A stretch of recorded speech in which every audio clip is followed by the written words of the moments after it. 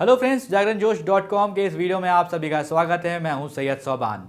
आज के इस वीडियो में हम जानेंगे कि आज के करंट अफेयर से क्या कुछ सवाल बनाए जा सकते हैं, उनके सही जवाब क्या होंगे और साथ ही साथ उनसे रिलेटेड कुछ की फैक्ट्स के बारे में भी बात करेंगे। साथ ही साथ इस वीडियो के एंड में आपको एक सवाल देंगे जिसका जवाब आपको हमें कमेंट बॉक्स में लिख कर देना होगा। तो चलिए शुरू करते हैं पहले सवाल के साथ। किस राज्य सरकार ने वाहनों से होने वाले प्रदूषण को कम करने के लिए रेड लाइट ऑन और गाड़ी ऑफ अभियान को 30 नवंबर तक बढ़ाने का फैसला किया है?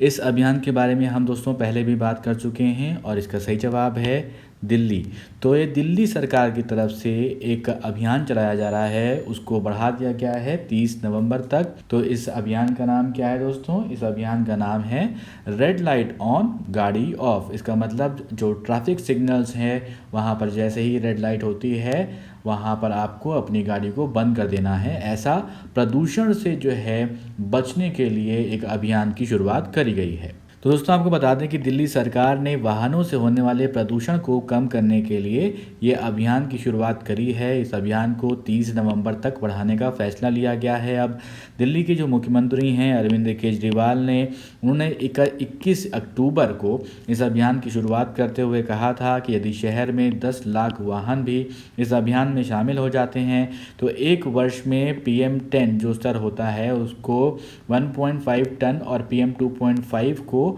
0.4 टन कम किया जा सकता है। इस अभियान का मुख्य उद्देश्य रेड लाइट पर खड़े जो वाहन होते हैं उनको बंद करके 15 से 20% प्रदूषण को कम करना है।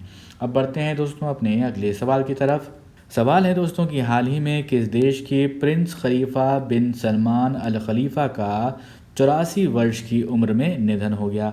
इसका सही जवाब है बहरीन। आपको दोस्तों याद होगा कि अभी हाल ही में इनका निधन हुआ और PM मोदी जो हैं उन्होंने भी जो है शोक जो है जताया है ट्विटर के ज़रिए मैसेज पर।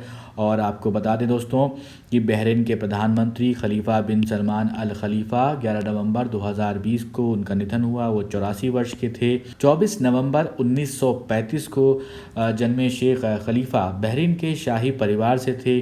उन्होंने साल 1970 के बाद से बहरीन के प्रधानमंत्री के तौर पर देश को संभाला और ये सबसे लंबे समय तक प्रधानमंत्री रहने का खिताब भी इन्होंने हासिल किया है। तो आप ये नाम याद रखिएगा। और कंट्री कौन सी है? कंट्री है बहरीन। तो सबसे लंबे समय तक ये प्रधानमंत्री रहे। 15 अगस्त 1971 को बहरीन के स्वतंत्रता से एक साल पहले शेख खलीफा ने पदभार ग्रहण किया था। वे दुनिया में किसी भी देश की तुलना में सबसे अधिक समय तक प्रधानमंत्री पद पर रहे हैं। तो इस बात को भी आप ध्यान रखिएगा, ये सवाल भी आपसे कहीं पर भी पूछा जा सकता है। अब दोस्तों इस वीडियो में आगे बढ़ने से पहले एक सूचना आप सभी के लिए। हमारी वेबसाइट जागरणजोश.com पर अगर आप करंट अफेयर्स पढ़ना चाहते हैं तो आपको अपने ब्राउजर में टाइप करना है www.jagranjosh.com, जिसके बाद आपको हमारी वेबसाइट का होम पेज नजर आएगा। इसके बाद आपको करंट अफेयर्स के टैब पर जाना है। ड्रॉप डाउन में आपको मंथ वाइज करंट अफेयर्स मिल जाएंगे, जहां आप मंथ के हिसाब से करंट अफेयर्स पढ़ सकते हैं। जब आप करंट अफेयर्स टैब पर क्लिक करेंगे तो आपको कुछ इस तरह से पेज नजर आएगा। अगर आप कैटेगरी वाइज करंट अफेयर्स पढ़ना चाहते हैं तो आप अपनी पसंद के हिसाब से कोई भी कैटेगरी चूज कर सकते हैं, जिसमें latest, national, international, sports, technology और इकोनॉमी जैसी कैटेगरीज मौजूद हैं। तो दोस्तों बढ़ते हैं अपने अगले सवाल की तरफ। भारतीय मूल के किस व्यक्ति को अमेरिका के नए चीफ ऑफ स्टाफ नामित किया गया है? इसका सही जवाब है ऑप्शन सी, केश पटेल। दोस्तों आपको बता दें कि अमेरिका के चीफ ऑफ स्टाफ के लिए केश पटेल के नाम का प्रस्ताव रखा गया है। उनके नाम की सिफारिश कार्यवाहक अमेरिकी रक्षा सचिव क्रिस मिलर ने की। पटेल चीफ ऑफ स्टाफ के पद से इस्तीफा देने वाले जीन स्टीवर्ट जो हैं उनकी जगह लेंगे।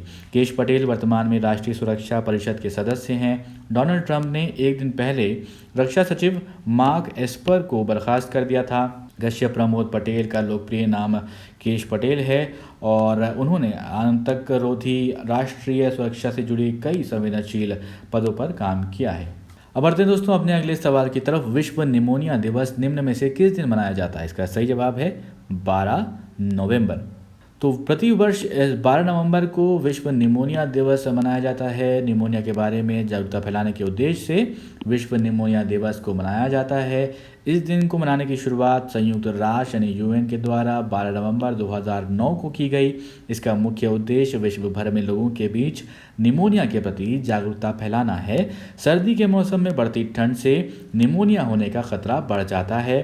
निमोनिया की बीमारी कई बच्चों के लिए जानलेवा साबित होती है। इसके लक्षणों को तुरंत पहचान कर इलाज कराना भी ज़रूरी होता है। अब बढ़ते हैं दोस्तों अपने अगले सवाल की तरफ। सवाल है दोस्तों, भारत के किस प्रसिद्ध लेखक को हाल ही में Tata literature life time achievement award से सम्मानित किया गया? इसका सही जवाब है रस्किन बॉन्ड।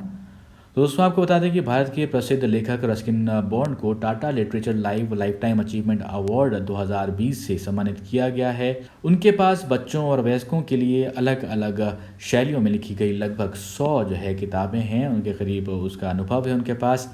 बॉन्ड लेखन के पाठकों की दोनों श्रेणियों को आजीवन प्यार और प्रशंसा में बदल दिया है और भारत में बच्चों के साहित्य के विकास में उनके योगदान के लिए उन्हें भारतीय बाल शिक्षा परिषद द्वारा सम्मानित किया गया है। इसके अलावा उन्हें पद्मश्री, ये आपको यहाँ पर ध्यान देना होगा, पद्मश्री और पद्म भूषण से भी सम्मानित किया गया था।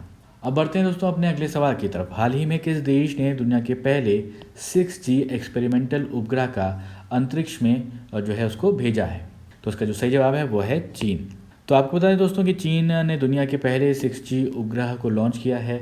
चीन के शांक्सी प्रांत ताइवान सैटेलाइट लॉन्च सेंटर से 12 अन्य उपग्रहों के साथ कक्षा में प्रवेश किया है इसने, और इस उपग्रह में सफलतापूर्वक लॉन्च होने के बाद इंटरनेट की स्पीड 5G की तुलना में कई गुना अधिक तेज़ी से डेटा ट्रांसमिशन प्राप्त करने के लिए उच्च आवृत्ति वाले तरंगों का उपयोग शामिल इसमें है।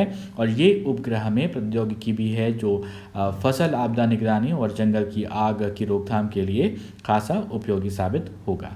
दोस्तों वो सवाल जिसका जवाब हमने आपसे पिछले वीडियो में पूछा था, पंजाब और किस राज्य सरकार ने राज्य में मामलों की जांच के लिए केंद्रीय अन्वेषण ब्यूरो यानी कि CBI को दी गई सामान्य सहमति वापस ले ली है?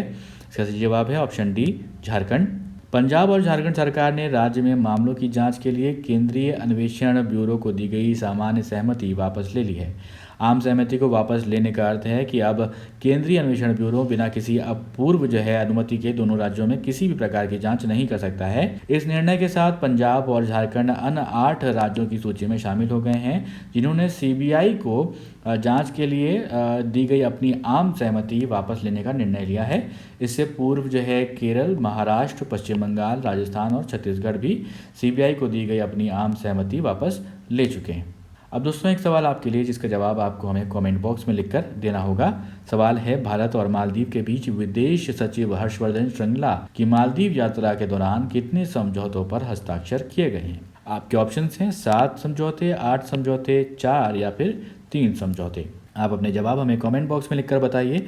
इससे जुड़ी हुई और कोई जानकारी भी हो वो भी आप हमें बता सकते हैं कमेंट बॉक्स में। अगर ये वीडियो आपको पसंद आया हो दोस्तों तो इस वीडियो को लाइक करें, इस वीडियो को शेयर करें अपने दोस्तों के साथ, और अभी तक आपने हमारे चैनल को सब्सक्राइब नहीं किया है तो ज़रूर सब्सक्राइब करें और देखते रहें जागरणजोश.com।